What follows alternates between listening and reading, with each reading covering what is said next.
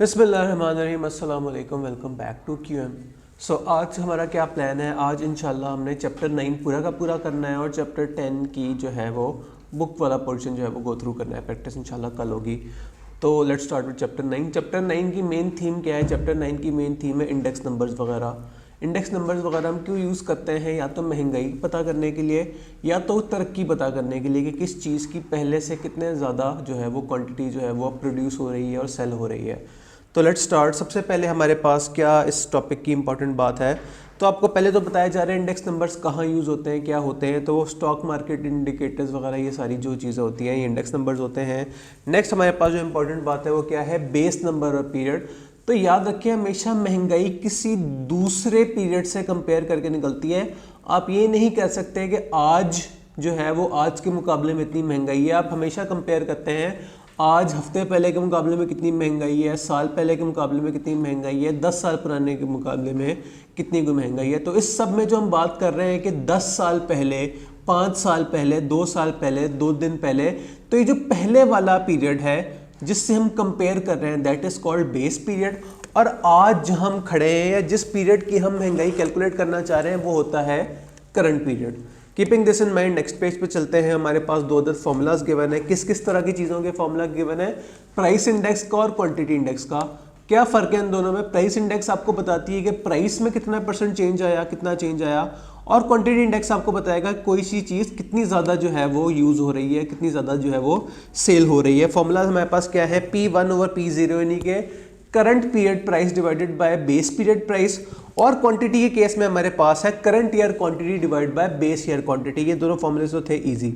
आगे चलते हैं। नेक्स्ट आपको कुछ एग्जांपल्स दिखाई जा रही हैं। इंतहाई सिंपल एग्जांपल्स हैं। आपके पास क्या है? ईयर 1 और ईयर 3 को कंपेयर करना था। ईयर 3 की प्राइस आपने रखी न्यूमरेटर में। कहाँ है ईयर 3 की प्राइस? देखें ईयर 3 की प्राइस है 112.5 और डिनोमिनेटर आपने क्या रखा? ईयर 1 की प्राइस जो कि थी 100 किधर है?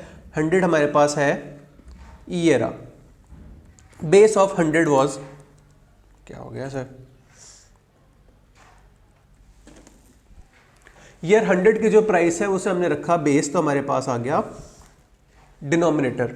अच्छा, और इसमें हमारे पास क्या गिवन है? नेक्स्ट जो सवाल है इसमें हमारे पास कुछ सालों की जो है 2011 से लेकर 2015 तक की प्राइसेस गिवन है और हमारे पास क्वांटिटीज जो हैं वो भी गिवन है। अच्छा, तो अब इस जो है टॉपिक पे आपको बुक ने दोनों चीज़ें जो है वो कैलकुलेट करके दिखाई हुई हैं। फाइनली ये ठीक हो गया। क्या क्या आपको गिवन है? आपको प्राइस इंडेक्स भी गिवन है, आपको क्वांटिटी इंडेक्स भी गिवन है। बेस क्या रखी है? बेस दोनों केसेस में जो है वो बुक ने रखी है 2013।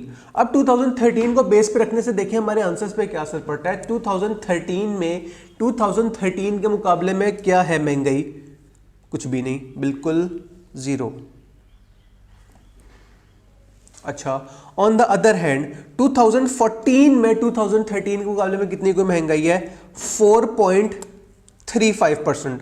जबकि 2015 में कितनी है 2013 के मुकाबले में? 108.69%।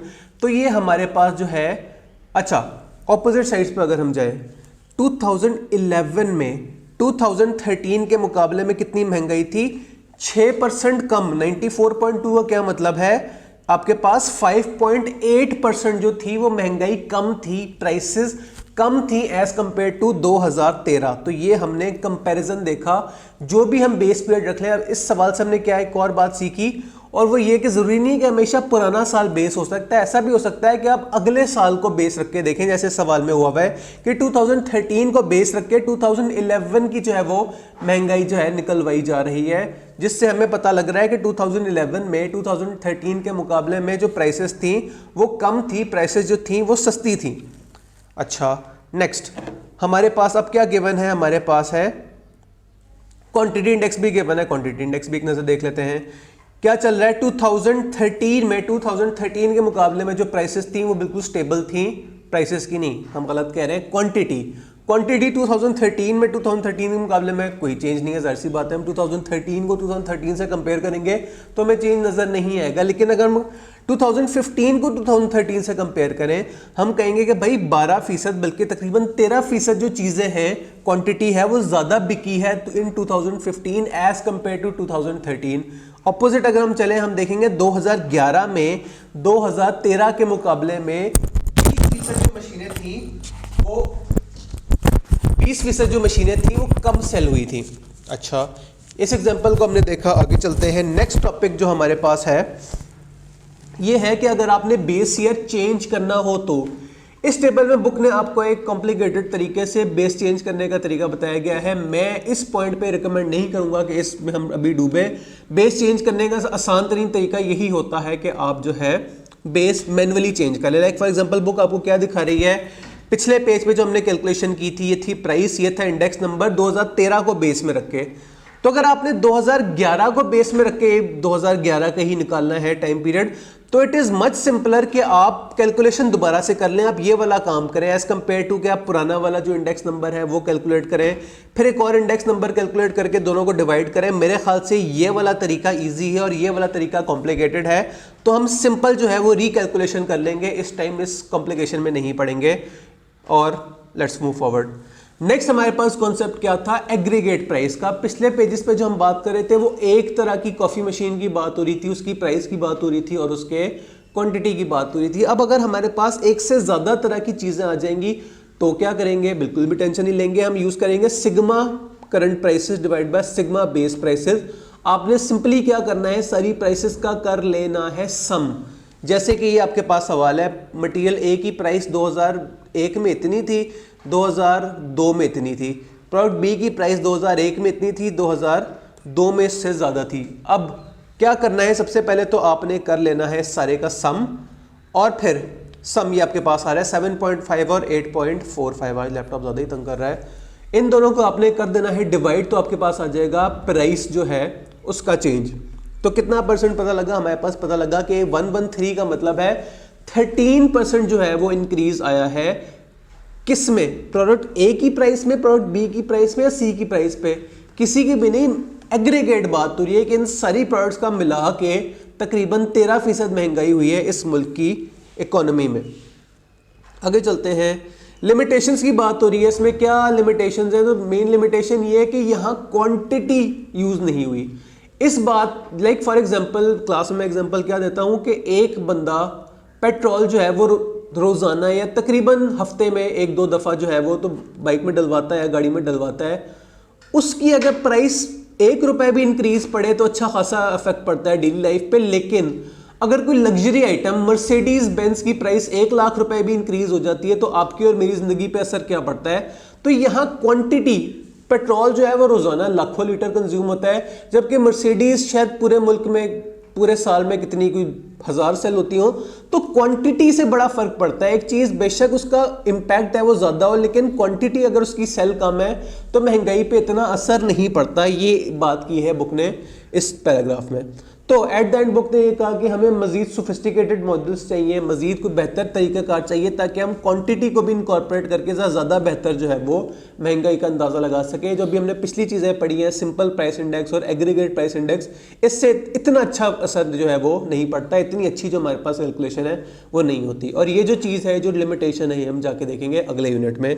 सवालात, इससे पहले कि हम सवालात शुरू करें, आपको परचेजिंग पावर का फॉर्मूला दिया है। परचेजिंग पावर रेसिप्रोकल होती है और एक और फॉर्मूला इंपॉर्टेंट है, price 1 over price index of year 1 is equal to price of year 2 divide by price index of year 2। अगर आपके पास इस तरह का कोई सवाल आ जाता है कि कोई फलां चीज़ आज इतने पैसों की है और आज प्राइस इंडेक्स इतने है, तो ऐसा करें अगले साल में उस चीज़ की प्राइस बता दें अगर प्राइस इंडेक्स इतना है। इस तरह के सवालात करने के लिए आपको ये फॉर्मूला यूज़ होगा। देखते हैं क्या इस तरह की कोई कैलकुलेशन वाला सवाल गिवन है। तो ये रहा है कैलकुलेशन वाला सवाल, ये देखते हैं। Increase in price index from 120 to 28 means कितने फीसद जो है वो प्राइसेस इंक्रीज हुई हैं। अगर हम यहाँ कॉमन सेंस यूज ना करें तो जल्दी में हम देखेंगे अच्छा 120 से 128 हुआ है, जरूर 8% इंक्रीज आया होगा। बिल्कुल भी ऐसा नहीं करना, हमने फॉर्मूला लगाना है। क्या लिखेंगे हम, 128 माइनस 120 डिवाइडेड बाय 120। अब जो आंसर आएगा that will be the best answer, जो कि जरूर बात है 8% तो बिल्कुल नहीं होगा। तो ये आप कैलकुलेट कर लें, तब आपने जो है वो आंसर पे टिक करना है। Next, increase in index from 100 to 113 and a price increase 0.9 to 1.35 in terms of percentage क्या है। वंस अगेन आपने परसेंटेज का वाला फॉर्मूला लगाना है, 113 माइनस 100 डिवाइडेड बाय 100, ये तो हमें नजर आ रहा है 13% होगा। दूसरा वाला क्या है 1.35 माइनस 0.9 डिवाइडेड बाय 0.9, कैलकुलेट कर लें, जो बेस्ट आंसर है वो लगा लीजिएगा। नेक्स्ट, एक मशीन 2015 में इतने सारे पैसों की थी और 2015 में प्राइस इंडेक्स था 45। ऐसा करें 2021 में उस मशीन की प्राइस बता दें। अभी पिछले पेज पे जो हमने फॉर्मूला पढ़ा था वो काम आ गया, तो पहले से हम करते हैं इरेज। अच्छा, क्या हमारे पास इंफॉर्मेशन गिवन है, प्राइस थी 5000 और उस जमाने में प्राइस इंडेक्स क्या था 45 इज इक्वल टू प्राइस 2 हमें नहीं गिवन, लेकिन price index of year 2 given है हमारे पास, क्या है 63। क्रॉस मल्टीप्लाई कर दे, 63 5000 से मल्टीप्लाई हो जाएगा, 45 से डिवाइड होगा, आपके पास आ जाएगी प्राइस ऑफ ईयर 2। कैलकुलेट कर लें। नेक्स्ट, 4 इयर्स अगो किसी चीज का जो प्राइस इंडेक्स था वो था 60, अब है 108। ऐसा करें, बता दें कितना परसेंटेज चेंज आया है, 108 माइनस 60 डिवाइड बाय 60, आपका आंसर आ जाएगा। 5 साल पहले किसी चीज की प्राइस थी 5000, रेलेवेंट इंडेक्स वाज 90। आजकल बता दें प्राइस इंडेक्स क्या होगा। वंस अगेन फॉर्मूला वही है, 5000 प्राइस थी डिवाइड बाय प्राइस इंडेक्स था 90। आजकल प्राइस क्या है, क्या हमें पता है? हाँ जी पता है, 7500 प्राइस है, लेकिन हमें प्राइस इंडेक्स नहीं गिवन, PI2 नहीं गिवन। क्या करेंगे, क्रॉस मल्टीप्लाई कर देंगे, PI2 इधर आ जाएगा, 5000 इधर आके डिवाइड हो जाएगा और 90 जो है वो उधर जाके मल्टीप्लाई जो है वो हो जाएगा। कैलकुलेट कर लें। नेक्स्ट, आपके पास है प्राइस इंडेक्स इंक्रीज हुआ 80 से 96, ठीक है। एक्सपेक्टेड इसी जो है वो स्पीड से बढ़ता जाएगा। बताएं कौन सी बात सच है। Price of product has increase by 16%। कैसे हम करेंगे, 96 divided by 80, 96 minus 80 divide by 80, देख लें क्या 16% है या नहीं। Next, price of product has increase by 20%। पिछले जो आपने कैलकुलेशन की यहीं से आपको पता लग जाएगा कि 16% है या 20% है। Price of product will increase 16% every year, बिल्कुल भी ऐसा नहीं है। हर साल जो है वो परसेंटेज इंक्रीज कुछ और होगी बेस्ड ऑन पिछले साल की जो प्राइस है उसकी। और index will be 112 in the current year, ये तो हमें साफ पता लग रहा है कि ऐसा है नहीं, क्योंकि 96 को अगर हम इंक्रीज करें कितना, जो भी यहाँ से परसेंटेज निकले उससे मल्टीप्लाई कर लीजिएगा 96 से, तो देख लीजिएगा क्या वाकई 112 बनता है कि नहीं, क्या पता बन भी जाए। मैं तो ज़बानी बात की है, तो ये मैंने टाइम सेव करने के लिए आपके ऊपर आपको तरीक़ेकार सारों के बता दिए। कोई ये ना कहे कि मैंने सवाल कराए नहीं, सवाल मैंने आपको हिंट सारों के दे दिए हैं सारे कैलकुलेशंस के। अब आगे कैलकुलेटर पे करना आपके हवाले। Next, unit 2 is about weighted indexes. अच्छा, हमें क्यों चाहिए वेटेड इंडेक्स? अभी पिछले यूनिट के एंड पे ही बुराई की गई थी कि ये जो इंडेक्स वगैरह है इसमें क्वांटिटी का जो है वो नहीं यूज होता। तो अब यहाँ जो वेटेड इंडेक्स है ये क्वांटिटी को भी यूज करते हुए एक वेटेड एवरेज किस्म का जो है वो आपको प्राइस इंडेक्स बताएंगे। 2 तरह के लोगों ने आके फॉर्मूलाज पेश किए, एक लेस्पियर था और एक था पाश। अब अगर कोई मेरा पुराना स्टूडेंट ये लेक्चर सुन रहा है तो हम क्लास में क्या करते होते थे, हम क्लास में इस तरह की बातें करते होते थे कि इंग्लिश में आप एल बनाए, उर्दू में रे बनाए, तो फॉर्मूला याद करना ज़रा ईजी है। नहीं, अब हम ज़रा और मैच्योर हो गए, अब हम कॉन्सेप्चुअली देखेंगे इन फॉर्मूलाज को चारों को याद करने का आसान तरीका। तो लेस्पियर क्या कहता था? लेस्पियर ये कहता था कि बेस ईयर जो है वो है सारी मेन चीज़। तो अब बेस ईयर के केस में आपने जो प्राइस है उससे नहीं छेड़ना। लेस्पियर प्राइस इंडेक्स के केस में आप क्या कैलकुलेट कर रहे हैं? आप प्राइस कैलकुलेट कर रहे हैं बेस ऑन क्या? Base year. बेस ईयर आपका क्या था, मतलब बेस ईयर की प्राइसेस। लाइक फॉर एग्जांपल आप कहेंगे कि लेस्पियर प्राइस इंडेक्स की बात हो रही है, आप कहेंगे कि प्राइस ऑफ ईयर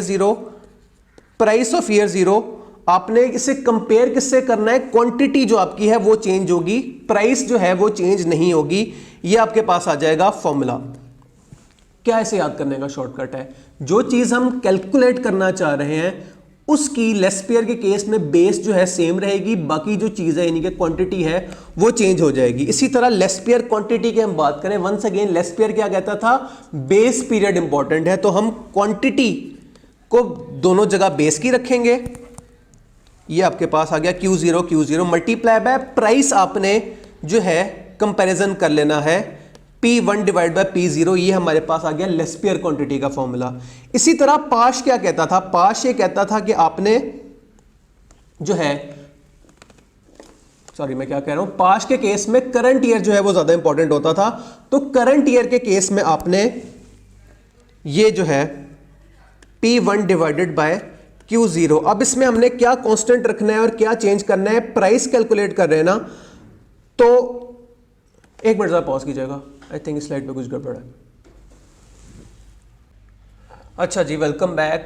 मुझे साफ पता लग गया था कि जो है स्लाइड पे कुछ गड़बड़ थी, वो मैंने एडजस्ट कर लिया है। दोबारा से देखते हैं कि फॉर्मूलाज याद करने का हमने क्या तरीका रखा था। लेस्पियर क्या कहता था, बेस ईयर इंपॉर्टेंट है। पाश क्या कहता था, करंट ईयर इंपॉर्टेंट है। तो अगर हमने लेस्पियर का प्राइस इंडेक्स कैलकुलेट करना है तो हमने क्या, हमारे पास फॉर्मूला होना चाहिए, हमने प्राइस की मूवमेंट जो है वो पता करनी है ना, तो हमने प्राइस की मूवमेंट लेस्पियर के केस में भी पाश के केस में भी P1 डिवाइडेड बाय P0 हमारे पास क्या आ जाएगी, प्राइस की मूवमेंट।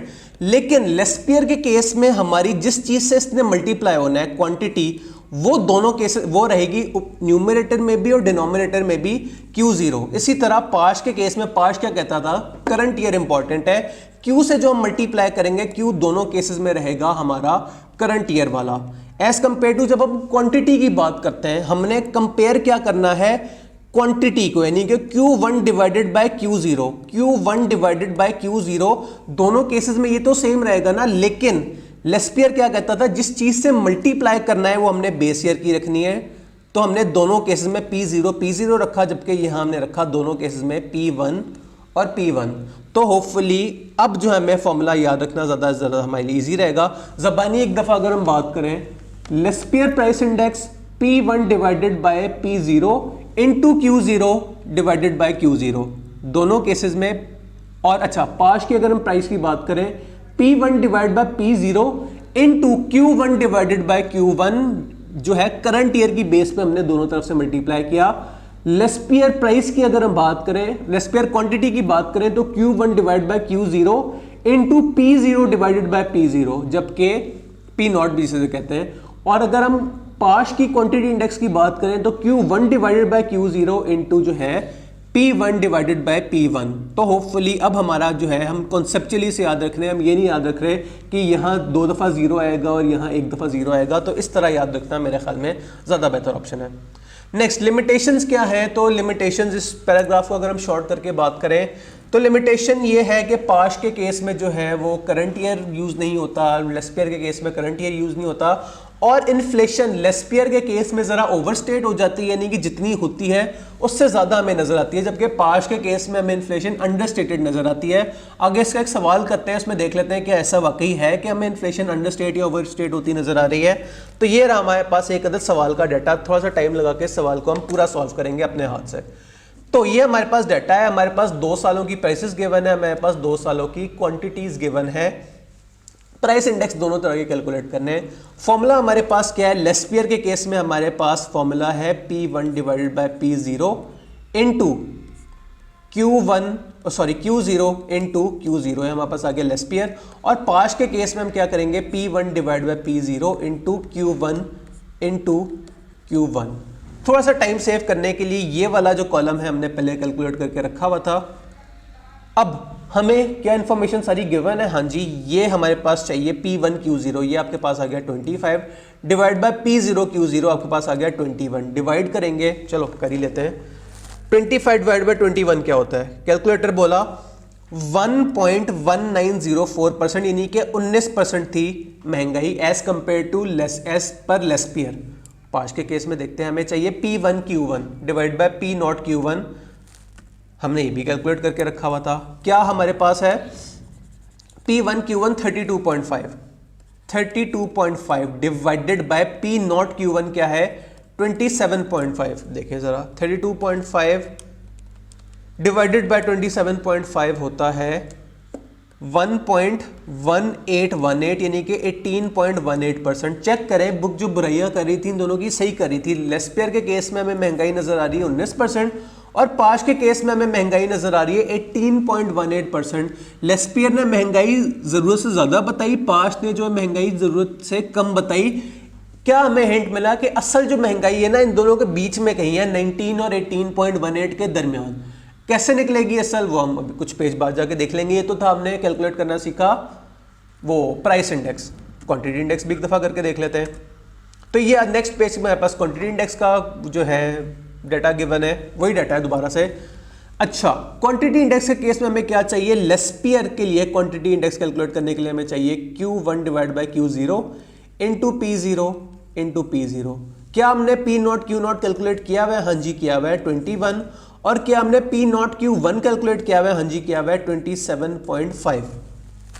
27.5 डिवाइड बाई 21 क्या होता है 1.3। 1.3 का क्या मतलब है, 30% जो है वो तरक्की हुई, 30% जो चीज है वो ज्यादा बिकी एज कंपेयर टू पुराना साल। जबकि पास्ट के केस में हमारा फॉर्मूला क्या होगा, पास्ट के केस में हमने Q1 डिवाइड बाय Q0 करना है multiply by price of year 1 multiply by price of year 1। क्या हमने P1 Q1 कैलकुलेट किया हुआ है? हाँ जी 32.5। और क्या हमने P1 Q0 कैलकुलेट किया हुआ है? हाँ जी ये भी किया हुआ है 25। Let's see 32.5 divide by 25 calculator बोला नहीं कुछ गड़बड़ है। P1 Q1 यानी कि 32.5 डिवाइडेड बाय हमने क्या करना था P1 Q0 25।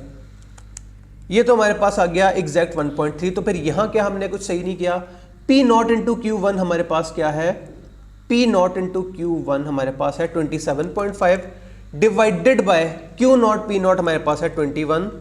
तो ये 1.309 जबकि ये है एग्जैक्ट 1.3, यानी कि 31 और 30% के दरमियान जो है वो आपकी क्वांटिटी जो है चेंज वो है पाया जा रहा है। लेट्स सी 130.95% यानी कि 131% और ये पूरा 130 यानी कि वंस अगेन जो असल तरक्की है वो उन दोनों के कहीं दरमियान पाई जा रही है। तो अभी जो मैं दरमियान कर रहा हूं, कैसे हम कैलकुलेट करें कि इनको की दरमियान की वैल्यू क्या है, तो एक फिशर नामी बंदा है लेस्पियर और पास्ट का जो है वो स्क्वायर रूट ले लो तो आपके पास दरमियान वाली फिगर आ जाएगी। आपने सिंपली लेस्पियर के क्वांटिटी इंडेक्स और लेस्पियर के प्राइस इंडेक्स को लेस्पियर की क्वांटिटी और पास्ट की क्वांटिटी का स्क्वायर रूट ले लेना तो आपका फिशर क्वांटिटी इंडेक्स आ जाएगा। और अगर आप लेस्पियर प्राइस इंडेक्स को पास्ट प्राइस इंडेक्स से मल्टीप्लाई करके स्क्वायर रूट ले लें आपके पास फिशर प्राइस इंडेक्स आ जाएगा। तो करके देख लेते हैं क्या था हमारे पास दोनों केसेस में प्राइस इंडेक्स 119.04 मल्टीप्लाई बाय 118.18 क्या हमारे पास आया 118.78। ये कौन है, ये हमारे पास है फिशर प्राइस इंडेक्स। तो फिशर प्राइस इंडेक्स ने बीच की वैल्यू बता दी 119 और 118 की, कैसा जो इन्फ्लेशन हो तकरीबन ये होगी। इसी तरह पास्ट के केस में भी देख लें square root 130.9 multiply by 130, calculator बोला 130.44।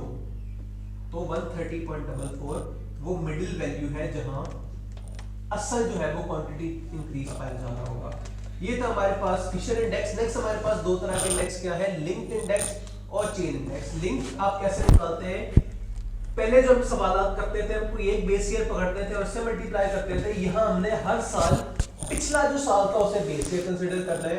और फिर एक दफा आपके पास लिंक इंडेक्स निकल आया तो क्या करना है, हर साल के लिंक इंडेक्स को पिछले साल के चेन इंडेक्स से मल्टीप्लाई करना है। एक तरह का जो कम्युलेटिव है वो निकल आएगा। जिस तरह कम्युलेटिव फ्रीक्वेंसी निकलती थी उसी तरह आपके पास चेन इंडेक्स जो है वो जरा कम्युलेटिव किस्म का इंडेक्स है। एक सचमुच की एग्जांपल देखते हैं तो हमारा जरा इजी होगा काम।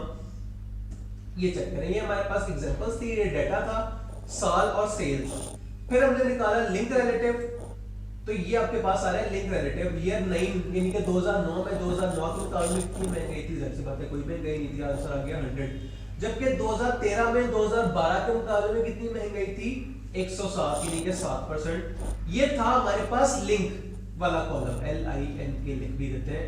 नेक्स्ट हमारे पास कॉलम आएगा चेन इंडेक्स का। ये चेक करें ये क्या हो रहा है, लिंक इंडेक्स 2013 में 7% है और चेन इंडेक्स 2013 में 131% है। ये इतना डिफरेंस क्यों है, तो ये इतना डिफरेंस इस वजह से है क्योंकि ये जो लिंक इंडेक्स है ये आपको हर साल की इन्फ्लेशन बता रहा है एज कंपेयर टू पिछले साल, जबकि जो चेन इंडेक्स है ये आपको शुरू से लेकर अब तक जितनी महंगाई होती है ये उसका बता रहा है। लाइक फॉर एग्जांपल ये आपको बता रहा है कि 2009 से लेके 2013 तक अब तक 131.8% यानी कि 31.8 यानी कि 32% जो है वो महंगाई हो चुकी है। तो चेन आपको हमेशा पहले साल से जहां से चेन चलना शुरू हुई थी वहां से महंगाई बताता है, जबकि लिंक आपको हमेशा पिछले साल के मुकाबले में जो है वो महंगाई बताता है। नेक्स्ट सीपीआई, आसान अल्फाज में सीपीआई एक तरह का एग्रीगेट प्राइस इंडेक्स ही होता है, लेकिन एग्रीगेट प्राइस इंडेक्स किसी भी चीज का हो सकता है, जबकि सीपीआई आमतौर पे घरेलू रोजमर्रा जरूरियात की अशिया वगैरह के लिए यूज होता है। आपने खबरों में भी शायद सुना हो कि आटा, घी वगैरह की जब प्राइस इंक्रीज होती है तो हम कहते हैं कि सीपीआई पर असर पड़ा है। सीपीआई कैसे कैलकुलेट करते हैं? एग्जैक्ट वही फॉर्मूला है जो एग्रीगेट प्राइस इंडेक्स का था कि आपने सिग्मा करके डिवाइड कर लेना है। तो ये आपके पास आ गया 4 सालों की प्राइसेस, एग्स, मिल्क, बटर वगैरह, मतलब रोजाना जो है वो नाश्ते की चीजें। और जब हम डिवाइड करेंगे यानी कि 6.45 को 6.26 से जब हम डिवाइड करेंगे, क्या हुआ, 6.45 को जब हम 6.26 से डिवाइड करेंगे तो हमारे पास आ जाएगा 2012 में 2011 के मुकाबले में कंपैरेटिवली जो है वो महंगाई हमें नजर आ जाएगी। ये देखिए कैसा जादुई मुल्क है कि यहाँ प्राइस जो है वो कम भी होती है, बाकी मुल्कों में तो सिर्फ महंगाई होती है। अब देखिए 2011 में 2010 के मुकाबले में प्राइसेस कम हुई है, देखते हैं सीपीआई पे क्या असर पड़ेगा।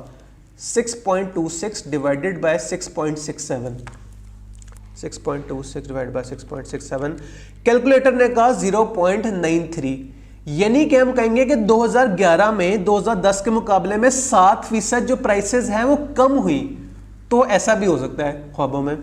तो एक और भी तरीका है इन्फ्लेशन निकालने का, वो यूजिंग सीपीआई। भला कैसे? CPI 2 minus CPI 1 divide by CPI 1। अगर हम गौर से देखें तो ये परसेंटेज वाला चेंज वाला फॉर्मूला ये है कि आपने चेंज डिवाइडेड बाय ओरिजिनल कर देना है तो आपके पास सीपीआई आ जाएगा। इन दोनों की एग्जांपल्स हमारे पास ये रही कि यहाँ आपके पास हर साल का सीपीआई कैलकुलेट किया गया यूजिंग 2009 एज अ बेस। इसी तरह इन्फ्लेशन का आपके क्या तरीकेकार था ये चेक करें। अभी हमने ऊपर पता लगाया था ना कि इस मुल्क में 7% के करीब करीब जो है वो पैसे कम हो रहे हैं, महंगाई कम हो रही है। यहाँ उन्होंने कैलकुलेट करके आपको दिखा दिया कि सीपीआई के थ्रू भी हमें पता लग रहा है कि 2011 में महंगाई जो है वो कम हो रही है।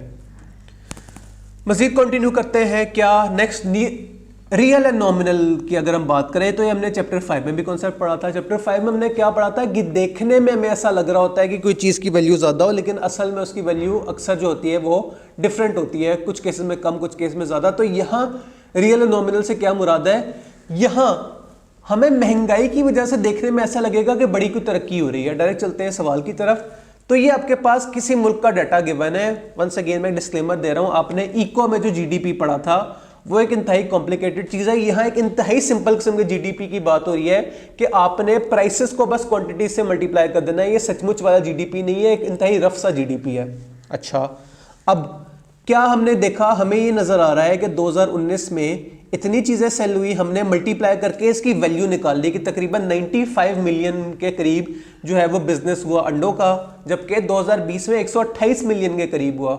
अच्छा, देखने में हमें ऐसा लग रहा है कि बड़ी टिका के तरक्की हुई है। इसी तरह मिल्क की बात करें तो हमारे वैल्यू 60 से 75 चली गई, ब्रेड की 49 से 57 तक चली गई। देखने में हमें ऐसा लग रहा है कि बहुत जो है वो मुल्क ने तरक्की की है। कितना वो जीडीपी में इंक्रीज आया? हमारे पास पुराना जीडीपी था 2000 जो है 19 का 204, और जो हमारे पास 2020 का जीडीपी आया है वो है 260। 204 से लेकर 260 अच्छा खासा चेंज आया है ना, लेकिन ये नॉमिनल चेंज है, ये देखने वाला चेंज है। ज़रूरी नहीं है सारी की सारी मुल्क ने तरक्की की हो। इसमें अच्छा खासा जो रोल है वो महंगाई का भी है। तो अगर हमने महंगाई का रोल निकालना है इसमें से तो क्या करेंगे? हम करेंगे कुछ यूं कि जो क्वांटिटी है सिर्फ उसके ऊपर हम फोकस रखेंगे, हम जो प्राइस है वो पिछले साल की रखेंगे। लाइक फॉर एग्जांपल हम क्या करें, अगर हमें नॉमिनल जीडीपी निकालना है, सॉरी रियल जीडीपी निकालना है, नॉमिनल जीडीपी तो ये रहा, वो निकालने के लिए हमें 2020 की वैल्यूज कैलकुलेट करनी है, आउटपुट वैल्यू कैलकुलेट करना है यूजिंग क्वांटिटी अगले साल की लेकिन प्राइस पिछले साल की। तो 64 इंटू 1.9 121.6।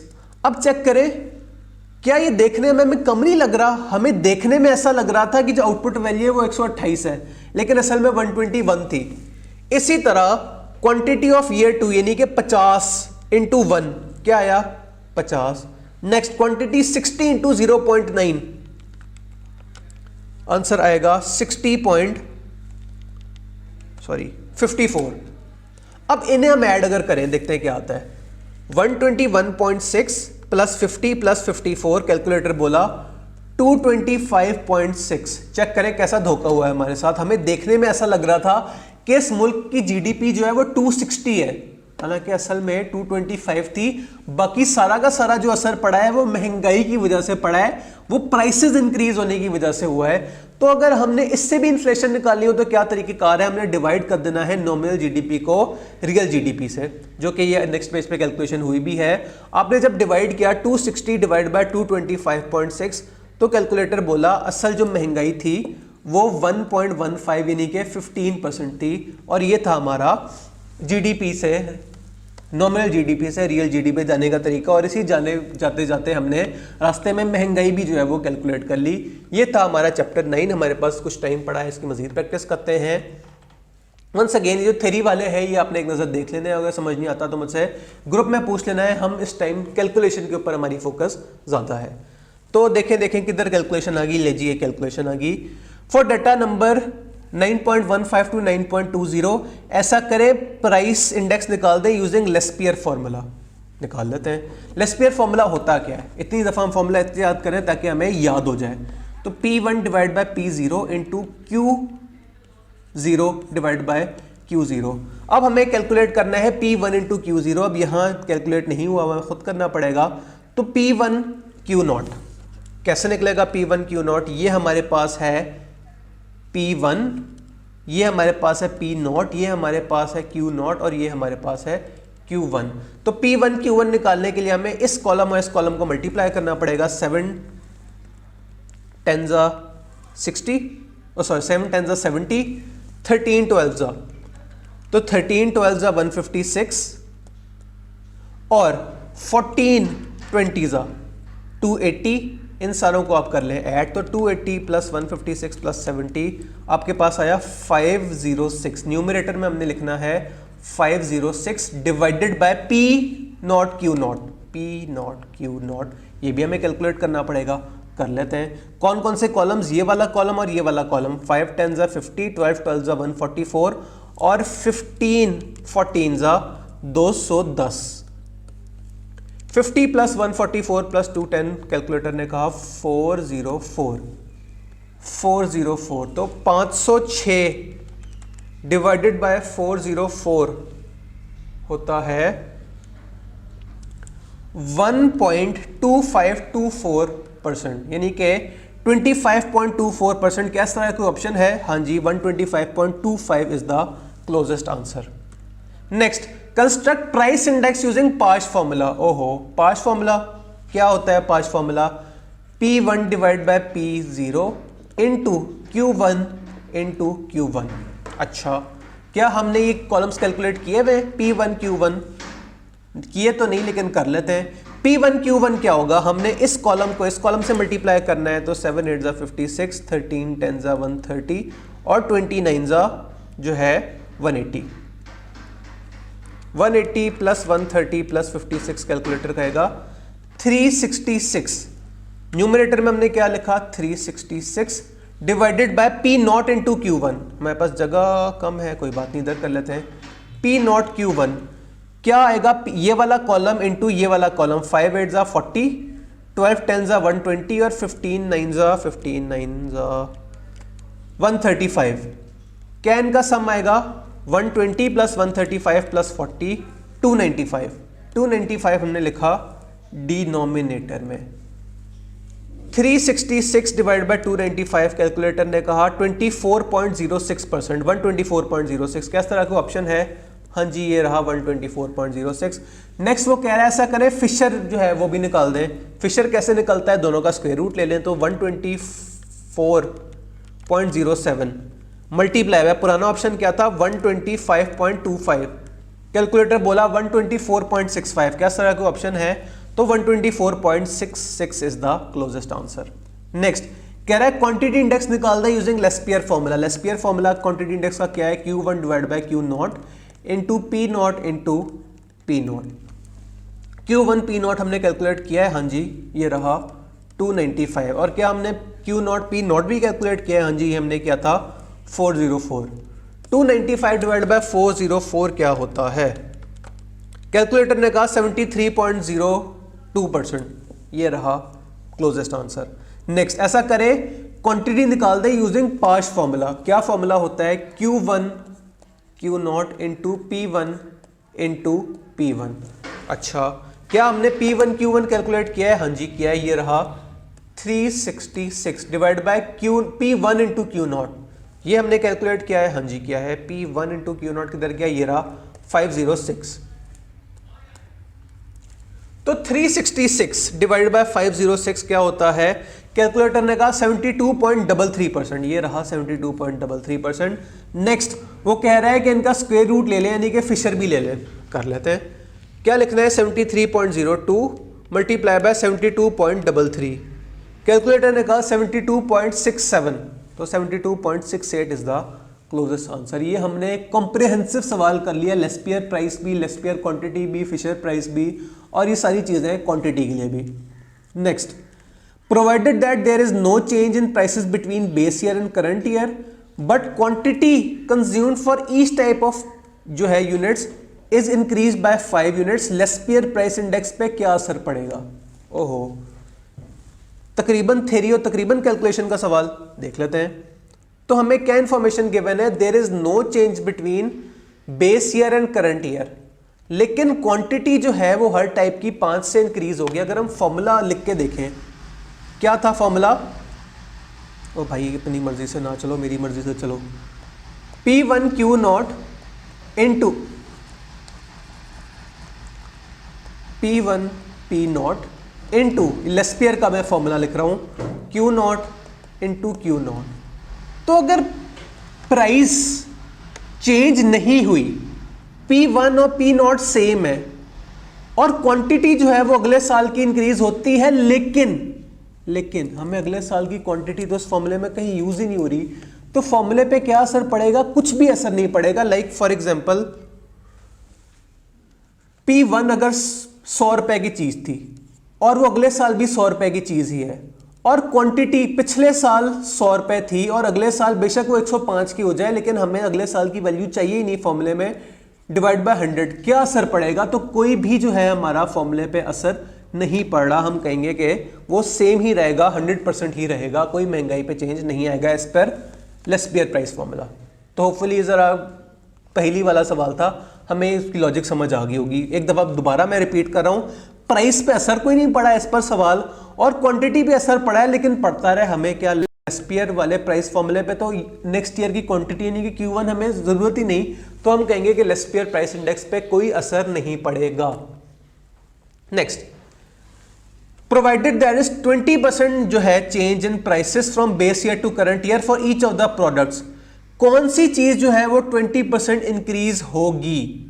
लेस्पियर प्राइस इंडेक्स का 20% इंक्रीज होगा लेस्पियर के केस में प्राइसेस, तो हाँ जी बिल्कुल ऐसा ही है। क्वांटिटी जो है वो चेंज हो या ना हो उस पर फर्क नहीं पड़ता, लेकिन अगर प्राइसेस चेंज होती हैं तो लेस्पियर के केस पे तो जो है वो असर पड़ेगा। क्या पाश के केस में भी पड़ेगा? हाँ जी, P1 divide by P not तो लेस्पियर के केस में भी है, पाश के केस में भी है, तो जो है वो पाश भी जो है वो 20% इंक्रीज होगा। फिशर, क्या फिशर भी 20% इंक्रीज होगा? फिशर ऐसी बात है, अब दोनों चीज़ें अगर 20% इंक्रीज हो रही हैं तो फिशर भी दोनों का स्क्वायर रूट है ना, तो हम कहेंगे ऑल ऑफ दीज जो है वो इंक्रीज होंगे। नेक्स्ट, अगर पाश price index Laspeyres price index से 20% ज्यादा है तो फिशर प्राइस इंडेक्स की वैल्यू क्या होगी? अभी देख लेते हैं। 100 है हमारे पास लेस्पियर और पाश उससे 20% ज्यादा यानी कि 120 है, स्क्वायर रूट करके देख लें। तो स्क्वायर रूट 100 इंटू 120 देखिए जरा क्या होता है। कैलकुलेटर ने कहा 109.54 यानी कि 109.55 is the closest answer. Next हमें देखने में थ्योरी वाले सवाल ही लग रहे हैं, देखते हैं कि आगे कोई कैलकुलेशन है तो नहीं, आगे कोई कैलकुलेशन नहीं है, थ्योरी के सवाल ही हैं। तो अब हमारे पास 5-1 मिनट हैं, अब थ्योरी भी एक नजर गो थ्रू कर ही लेते हैं। तो वो वाला इंडेक्स जिसमें बेस पीरियड्स को वेट के तौर पे यूज किया जाता है वो लेस्पियर होता है। याद करें फॉर्मूला, क्वांटिटी आपने बेस के तौर पे आप लेते हैं। वो वाला जिसमें करंट ईयर क्वांटिटीज वेट के तौर पे यूज होती हैं वो पाश होता है। ज्योमेट्रिक मीन दोनों का क्या कहलाता है? फिशर कहलाता है। वो वाली चीज जिससे कॉस्ट ऑफ लिविंग पे असर पड़ता है वो हमारे पास CPI यानी कंज्यूमर प्राइस इंडेक्स होती है। परचेजिंग पावर को अगर हम मल्टीप्लाई करते हैं पर कैपिटल इनकम से तो उसके पास हमारे पास रियल पर कैपिटल इनकम आ जाती है। रिलेटिव चेंज अगर एक्सप्रेस किया जाए based on previous year prices तो वो कौन सा वाला होता है वो हमारे पास लिंक इंडेक्स होता है। नेक्स्ट, कौन से उसमें इन्फ्लेशन जो है वो अंडरस्टेट होती है, तो हमारे पास पाश के केस में जो है इन्फ्लेशन अंडरस्टेट होती है। अगर लेस्पियर इंडेक्स 113 है और पाश 118 है तो फिशर क्या होगा, कैलकुलेटर पे दोनों लिख लें। 118 इंटू 1.3 होता है 115.47, 1.5.4 इज द क्लोजेस्ट आंसर। और आगे तो हमने सारे कर ही लिए। चले आखिर में कुछ जो हमने नहीं किए थे वो भी देख लेते हैं। इंडेक्स नंबर से मेजर चेंजेस ओवर टाइम के लिए यूज होता है, हाँ जी बिल्कुल सच है। चेन इंडेक्स वो होता है जहां हर इंडेक्स कैलकुलेट होता है पिछले साल की बेस पे, हाँ जी नहीं, वो तो लिंक रिलेटिव होता है, तो ये हमें ठीक नहीं लग रहा। Next, consumer price index consumer basket जो है वो कैलकुलेट करता है, यानी कि रोजमर्रा की चीजें कैलकुलेट करता है उसकी महंगाई, हाँ जी बिल्कुल ऐसा ही है। चेन इंडेक्स के केस में सेम बेस ईयर होता है, हाँ जी सेम बेस ईयर होता है। लेस्पियर के केस में quantities belonging to dash year are taken as weight. Laspeyres के केस में हमेशा बेस ईयर जो होता है वो टेकन एज वेट किया जाता है, लेकिन दिस मेथड इज कॉल्ड, मतलब बेस ईयर क्वांटिटी, दोनों उसमें बेस आना है answer. Percentage change in CPI is determined to use the rate of dash inflation, महंगाई, हम यहां लिखेंगे inflation. If CPI increases there is inflation and CPI decreases there is deflation. Fisher क्या करके ही आता है, स्क्वायर रूट लेके आता है, square is the right option. यहां ए दो ऑप्शन ही थे और ए और बी, यहां कुछ गायब नहीं है। इन कैलकुलेशन ऑफ कौन सा वाला price index denominator does not change from year two year, कौन सा वाला करते हुए हम डिनोमिनेटर चेंज नहीं होता, तो पी नॉट क्यू नॉट किसके डिनोमिनेटर में आता है, लेस्पियर के। Past price index dash change करता है with reference to quantity, current quantities of goods in basket, quantity index quantities of good जो है वो मेजर करता है। और डैश प्राइस इंडेक्स लेस्पियर जो है वो ओवरस्टेट करता है और पास्ट जो है वो अंडरस्टेट करता है। ये थे हमारे पास चैप्टर 9 की काफ़ी सारी प्रैक्टिस भी और हमने थ्योरी भी गो थ्रू कर ली। थोड़ा सा कम इंपॉर्टेंट चैप्टर था लेकिन स्टिल हमने 100% किया है, तो आपने भी जो इसकी प्रैक्टिस है वो 100% जो है वो कंटिन्यू करनी है। आज का जो लेक्चर है इधर एंड करते हैं, थोड़ी देर बाद 5 मिनट बाद नेक्स्ट लेक्चर में मिलते हैं विद चैप्टर 10। तब तक के लिए अल्लाह।